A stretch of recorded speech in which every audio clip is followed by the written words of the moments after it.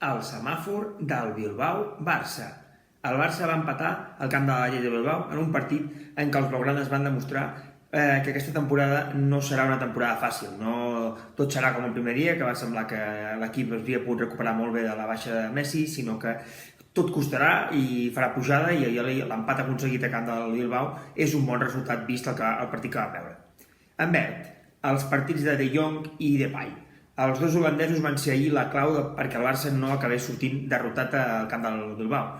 El migcampista De Jong va prendre la batuta de l'equip de la segona meitat i va aixecar un equip que estava perdent, un partit que ja a la primera meitat el Barça va tenir moltes ocasions en contra i ja podia haver marxat perdent el descans, però va començar perdent la segona meitat amb un cop de cap d'Iñigo Martínez, i el Barça es va aixecar de la mà de Frenkie de Jong. Frenkie de Jong va baixar una mica més en el joc, va aconseguir liderar l'equip, va donar-li sortida a l'equip i va fer l'assistència al gol de Depay. I a més va aconseguir que el Barça s'aixequés en un partit que al final podia haver estat inclús amb un 1-2.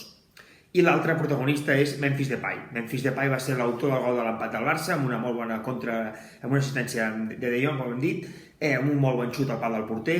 El futbolista va ser el millor argument ofensiu del Barça en tot moment. A la primera meitat ja va fer una jugada que incomprensiblement Braithwaite va enviar per sobre el travesser, i a la segona meitat va tornar a ser el futbolista més perillós del Barça, si bé que no va ser segurament un futbolista, no el van veure regularment, el van veure molt a la primera meitat a l'inici i bastant al final també, perquè a part del gol va tenir una segona ocasió que el Barça hagués pogut marxar guanyant 1-2, però va ser una de les grans notes positives del partit, sobretot el seu desequilibri que van veure. Va fer un parell de regats en banda molt bons, i veurem si Memphis es va consolidant, que el Barça el necessitarà, i els seus gols també, per aspirar a coses importants aquesta temporada.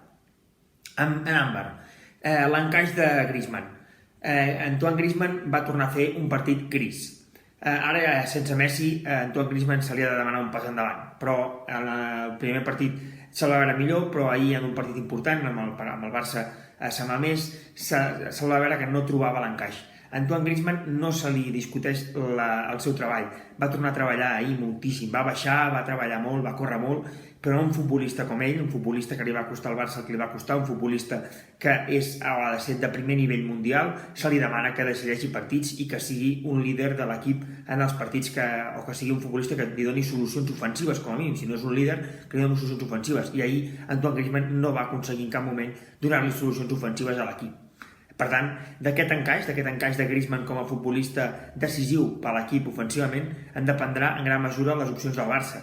També hi haurà altres futbolistes, estem parlant de Dembélé, estem parlant de Coutinho, futbolistes que també van costar molt i que també tenen que tenir un encaix, si s'acaben quedant, en el cas del Brasil segurament, un encaix per ser una eina ofensiva important pel club, perquè ara mateix ja no tenen l'argument de que Messi els tapa la posició. Messi no hi és, per tant ells hauran de fer un pas endavant perquè el Barça ofensivament no noti l'absència de Messi, que serà molt difícil. L'absència de Messi es notarà segur, però que l'única manera de superar una absència de Messi, sobretot des del punt de vista que el Barça no ha incorporat cap futbolista més enllà de Memphis Depay de l'estil o de l'ascendència de Leo Messi, ha de ser mitjançant tots els futbolistes ofensius que aportin i que liderin i que donin solucions ofensives a l'equip. I aquí és on li hem de demanar un pas endavant a Griezmann, és on li hem de demanar un pas endavant també a Coutinho i a Dembélé quan juguin.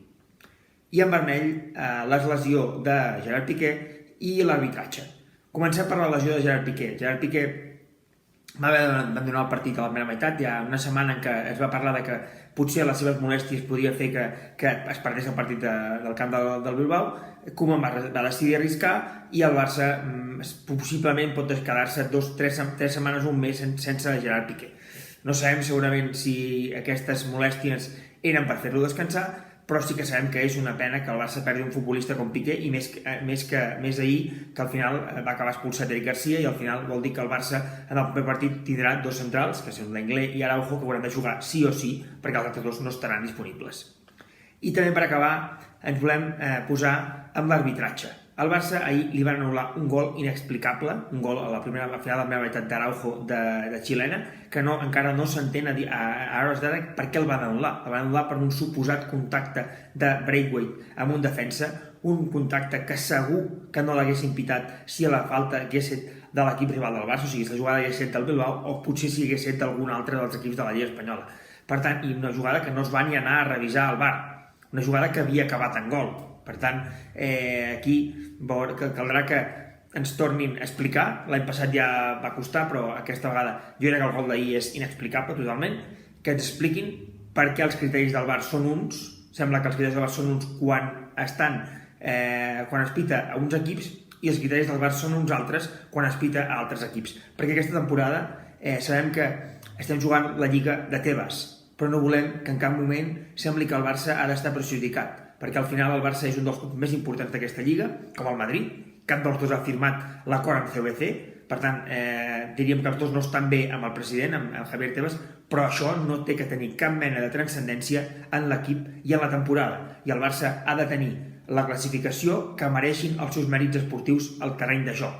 Ahir el Barça, aquell gol, no es mereixia que li anul·lessin. Veurem si aquesta situació es repeteix o no, i si es repeteix ho direm i ho denunciarem.